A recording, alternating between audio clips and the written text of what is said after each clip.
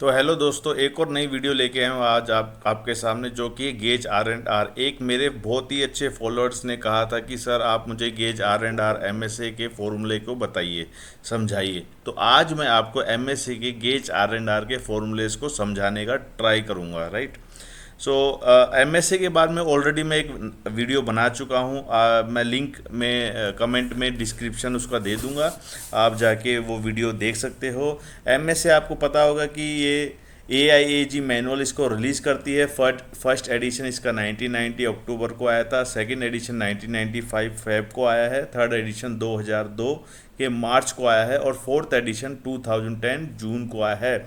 इसका मतलब अगर आपको एमएसए के बारे में पढ़ना है तो आपको जून 2010 की फोर्थ एडिशन मैनुअल को पढ़ सकते हो। ये आपको फ्री ऑफ कॉस्ट गूगल पे मिल जाएगा। सिंपली आपको गूगल में लिखना है MSA.PDF फोर्थ एडिशन, आपके पास फ्री ऑफ कॉस्ट मिल जाएगा। आप पढ़ भी सकते हो, बट थोड़ा सा बोरिंग लैंग्वेज में है। आइए गेज आर एंड आर के बारे में समझते हैं, फॉर्मूलेस कैसे लगाते हैं। तो आपको पता होगा कि गेज आर एंड आर निकालने के लिए मिनिमम 10 पार्ट्स चाहिए, राइट। सो ये वो 10 पार्ट्स हैं जो कि हमें लगाने हैं यहाँ पे। सो 10 पार्ट्स की रीडिंग हम लेंगे, 1 2 3 4 5 6 7 8 9 10। मतलब 10 पार्ट आपको सेलेक्ट करने हैं जिनका आपको गेज आर एंड आर करना होगा। 10 पार्ट आपको ध्यान रखना है कि टॉलरेंस से लोअर साइड, हायर साइड और मीन साइड, तीनों साइड के पार्ट को लेना चाहिए आपको। ऐसा नहीं है कि आपने सारे पार्ट एक साइड के ले लिए। मान लीजिए आपने सारे पार्ट मीन साइड वाले ले लिए तो आपका गेज आर एंड आर की रीडिंग गलत आएंगी। तो इसीलिए आपको जैसे 10 पार्ट सेलेक्ट करना है तो जो भी tolerance, for example 10 plus minus 0.1 की टॉलरेंस है तो लोअर साइड में 3 पार्ट, हायर साइड में 3 पार्ट, 3 पार्ट मिनिमम साइड में और 1 पार्ट नॉट ओके को भी ले सकते हो। तो इसी तरीके से 10 पार्ट को हमने सेलेक्ट किया है और 3 अप्रेजल को लिया है। देखिए, एक ए अप्रेजल, बी अप्रेजल, सी अप्रेजल। सो सबसे पहले ए अप्रेजल को बुलाएंगे और 10 पार्ट का इंस्पेक्शन करवाएंगे। उसके बाद बी अप्रेजल को बुलाएंगे, फिर 10 पार्ट का इंस्पेक्शन करवाएंगे। उसके बाद सी अप्रेजल को बुलाएंगे, उसके बाद 10 पार्ट का इंस्पेक्शन करवाएंगे। उसके बाद सेकंड टाइम्स में देखिए, तीनों अप्रेजल से हम 3 बार रीडिंग्स को लेंगे।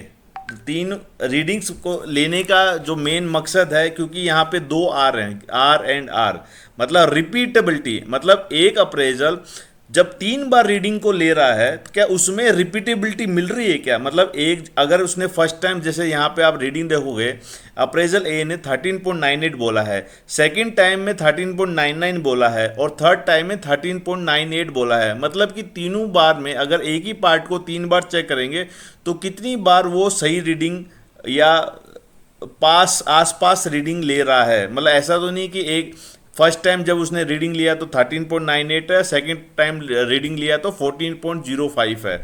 मतलब अपनी ही रीडिंग में बार बार वेरिएशन तो नहीं है। तो इसके लिए जैसे ही एक ABC ने एक बार 1 से 10 पार्ट का इंस्पेक्शन कर दिया, तो सेकंड टाइम में आपको पार्ट को मिक्स कर देना है। पार्ट को ऐसे मिक्स करना है ताकि इन अप्रेजल को पता ना चले, क्योंकि अगर मान लीजिए अप्रेजल को पता चल गया कि फर्स्ट पार्ट की रीडिंग 13.98 बताई थी, तो सेकंड पार्ट को जानबूझ के गलत भी होगा तो भी 13.98 ही बताएगा, राइट।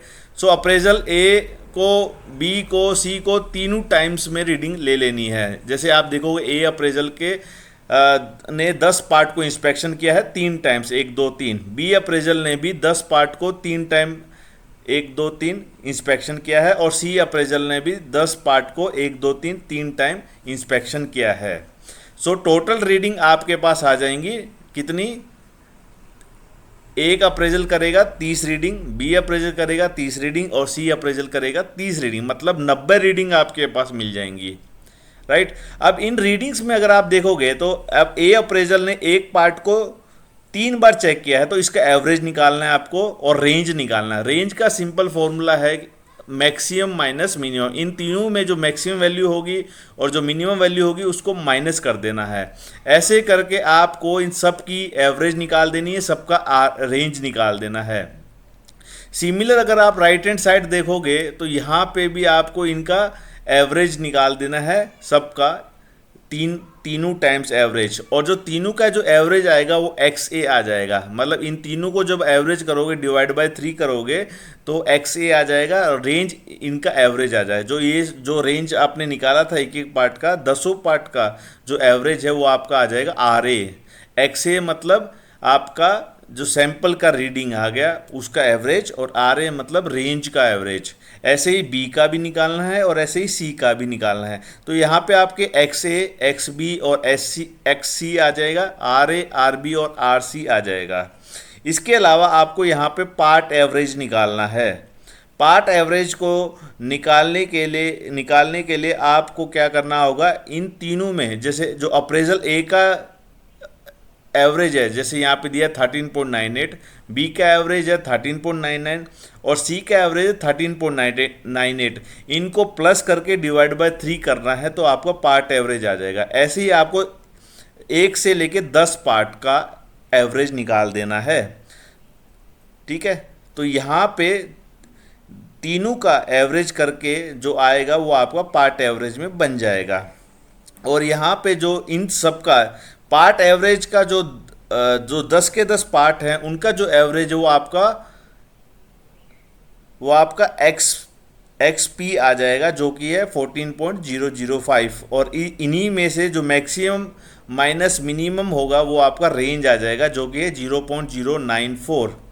अब यहाँ पे आपको देखिए, आपको एक फॉर्मूला है जो सबका एवरेज निकालना है। आपको जो मेन आर आएगा, जो सबसे बड़ा आर होता है, जो मेन आर है उसको निकालने का सिंपल फॉर्मूला, ये जो आपने आर ए निकाला था, आर बी निकाला था और आर सी निकाला था, इनको प्लस कर देना, डिवाइड बाय 3 कर देना, तो यहाँ पे आपका 0.013 आएगा। इसके अलावा आपको यहाँ पे एक्स डिफरेंस निकालना होगा। एक्स डिफरेंस का जो फॉर्मूला है वो है maximum of x minus minimum of x. मतलब कि ये जो आपने एक्स ए, एक्स बी और एक्स सी निकाला था, इनमें जो सबसे बड़ा वैल्यू है और जो सबसे छोटी वैल्यू है उनको माइनस कर देना है, जो आपका आएगा एक्स डिफरेंस। इसके अलावा यूसीएल एलसीएल भी को निकालना होता है एमएसए में, लेकिन हम इस पर अभी बात नहीं करेंगे, क्योंकि ये यूसीएल एलसीएल का जो यूज़ है आपको ग्राफ में प्लॉट करने के काम आएगा। अभी हमारा जो मेन मकसद है फॉर्मूलेस को समझना है। तो आई होप ये आपको स्लाइड क्लियर होगी। एक बार मैं वापस कंटिन्यू रिपीट कर देता हूँ कि आपको कोई भी डायमेंशंस हैं, सबसे पहले एमएसए करने के लिए, आर&आर करने के लिए आपको 3 अप्रेजल का 3 अप्रेजल चाहिए आपको। 3 अप्रेजल वही अप्रेजल लीजिए जो कि फाइनल इंस्पेक्शन या जो क्रिटिकल पार्ट की डायमेंशंस को चेक कर रहे हों। आपको इंस्ट्रूमेंट की ज़रूरत होगी और आपको 10 पार्ट की ज़रूरत होगी, मतलब 3 चीज़ों की ज़रूरत होगी, ऑपरेटर, अप्रेजल और इंस्ट्रूमेंट। अब आपको इंस्ट्रूमेंट कितने लेने हैं? 10 लेने हैं। अप्रेजल कितने लेने हैं? 3 लेने हैं। कितनी बार रीडिंग लेनी है? 3 टाइम्स एक अप्रेजल को लेनी है, तो मतलब 10 गुना में 3 गुना में 3, 90 रीडिंग आपके पास मिल जाएंगी। सो यहाँ पे आपने 1 से 10 रीडिंग ली हैं। इनको अप्रेजल 3 बार, ये 10 पार्ट है, अप्रेजल ए 3 बार इंस्पेक्शन करेगा, अप्रेजल बी 3 बार इंस्पेक्शन करेगा, अप्रेजल सी 3 बार इंस्पेक्शन करेगा, और हर पार्ट की एवरेज, हर पार्ट का रेंज निकाल देगा, हर पार्ट का एवरेज, हर पार्ट का रेंज निकाल देगा।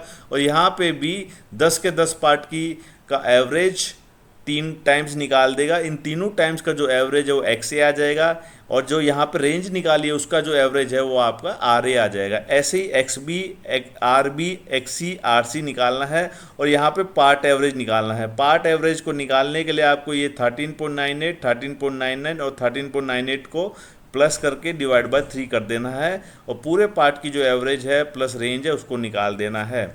इसके अलावा मेन आर आएगा, वो आपका R A plus R B plus R C divide by 3 आ जाएगा। और एक्स डिफरेंस है जो आपका यहाँ पे X A, X B, X C, इन तीनों में जो बड़ा होगा और जो सबसे छोटा वैल्यू होगी उसका जो डिफरेंस है वो आपका एक्स डिफरेंस बन जाएगा। चलिए आगे और फॉर्मूलेस को समझते हैं। तो सबसे पहले आपका आएगा रिपीटेबिलिटी। रिपीटेबिलिटी को ईवी कहा जाता है। यहाँ पे रिपीटेबिलिटी को क्या कहा जाता है? ईवी मतलब इक्विपमेंट वेरिएशन। इसका फॉर्मूला होता है, ईवी का फॉर्मूला होता है R into K1, R into K1।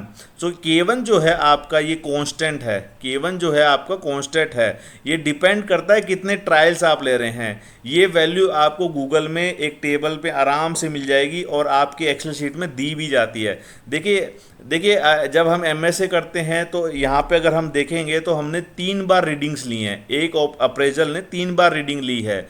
लेकिन अगर हम MSA की मैनुअल पढ़ेंगे तो वहाँ पे मेंशन किया गया है कि मिनिमम 2 टाइम तो लेनी ही लेनी है। बट जनरली ऑटोमोटिव इंडस्ट्री में 3 बार का ही रिकमेंडेशन होता है, कस्टमर भी आपको 3 बार की रीडिंग मांगता है।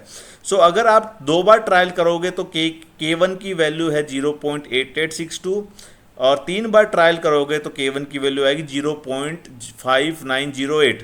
तो K1 आपका आ जाएगा 0.5908 और जो मेन R है वो है आपका 0.013। इनको मल्टीप्लाई करेंगे तो आपका EV आ जाएगा 0.007। तो R कहाँ से आया आपका? R की वैल्यू ये आप देखेंगे, ये आपने RA plus RB plus RC इन तीनों को प्लस करके डिवाइड बाय 3 कर दिया था, वो आपका R आएगा। R की वैल्यू कहाँ से आई? RA plus RB plus RC divide by 3 appraisals हैं आपके, राइट। तो ये वैल्यू EV कितना आ गया? 0.007। रिपीटेबिलिटी मतलब क्या हुआ? ये जो ऑपरेटर्स हैं, 3 ऑपरेटर हैं, 3 बार रीडिंग ले रहे हैं, मतलब एक पार्ट आपके पास आ गया, एक ही पार्ट को मैं 3 बार चेक कर रहा हूँ। एक बार चेक कर, एक बार सुबह चेक कर ले, एक बार 2 घंटे बाद चेक कर ले, एक बार 4 घंटे बाद चेक कर ले सेम पार्ट को। तो क्या मैं एक ही पार्ट को बार बार चेक कर रहा हूँ तो उसमें क्या मैं जो रीडिंग है मेरी वो सेम ही बता रहा हूँ? क्या उसमें वेरिएशन तो नहीं है? तो वो कम से कम होना चाहिए रिपीटेबिलिटी, राइट। तो ये हो गया आपका रिपीटेबिलिटी। दूसरा R जो है गेज R&R का, वो होता है रिप्रोड्यूसिबिलिटी। सो रिप्रोड्यूसिबिलिटी का फॉर्मूला आप देखेंगे थोड़ा सा कॉम्प्लिकेटेड है एज कम्पेयर टू EV, लेकिन इसको जैसे हमने रिपीटेबिलिटी को EV कहा था, ऐसे ही रिप्रोड्यूसिबिलिटी को AV कहा जाता है। AV है अप्रेजल वेरिएशन। अप्रेजल वेरिएशन का जो फॉर्मूला है ये देखिए अंडर रूट में है, पूरा फॉर्मूला अंडर रूट में है। Under root of x difference into K2 का square minus EV square divide by NR। एक बार और रिपीट कर रहा हूँ, अप्रेजल वेरिएशन जो कि रिप्रोड्यूसिबिलिटी कहा जाता है। रिप्रोड्यूसिबिलिटी का मतलब है कि आप बार बार कितना रिप्रोड्यूस कर रहे हो, अपने रीडिंग्स को कितनी बार रिप्रोड्यूस कर रहे हो।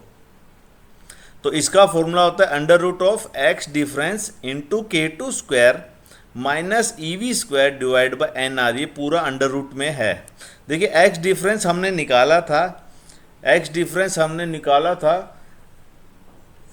और x डिफरेंस जो हमने निकाला था वो यहाँ पे देखिए 0.002 है, राइट। तो x डिफरेंस कैसे निकालेंगे? जो XA और XB और XC है, इनमें जो बड़ी वैल्यू है और जो स्मॉल वैल्यू है उनको माइनस कर देंगे तो आपका x डिफरेंस आ जाएगा।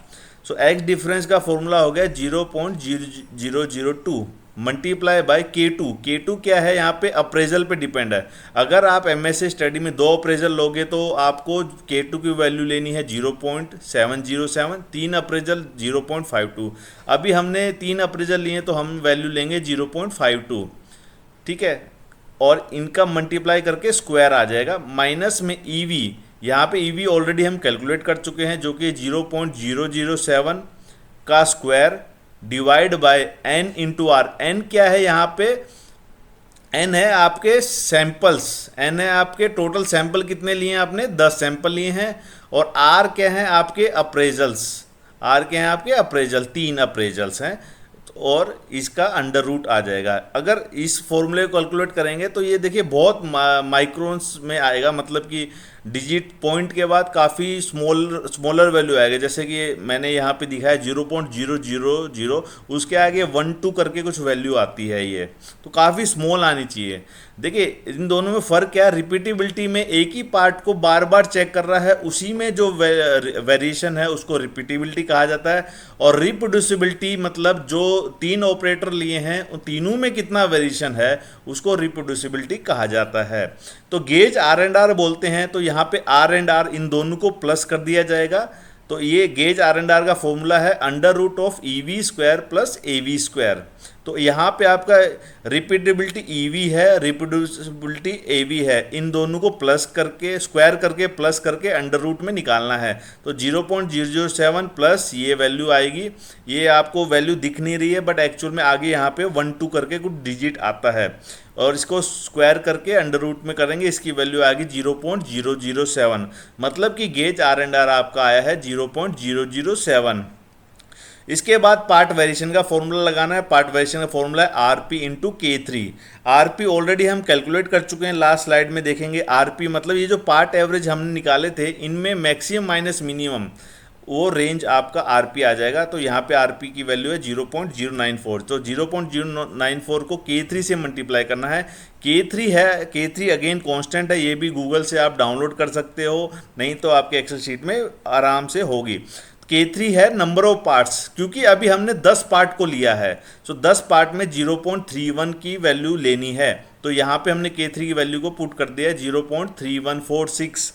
देखिए नॉर्मली एमएससी स्टडी में ना आपको यहाँ पे 10 के अलावा और कोई ऑप्शन नहीं मिलेगा, बट एमएसए जो स्टैटिस्टिशियन है वो उनको एमएसए कैलकुलेट करना है 5 पार्ट में, तो वो 0.40 वैल्यू ले सकते हैं, 8 पार्ट में 0.34 ले सकते हैं।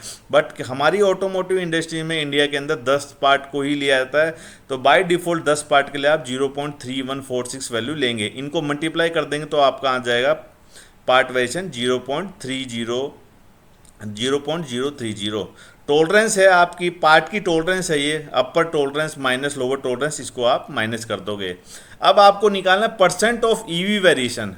परसेंट ऑफ ईवी वेरिएशन का फॉर्मूला है 100 को ईवी डिवाइड बाय टॉलरेंस से डिवाइड करना है।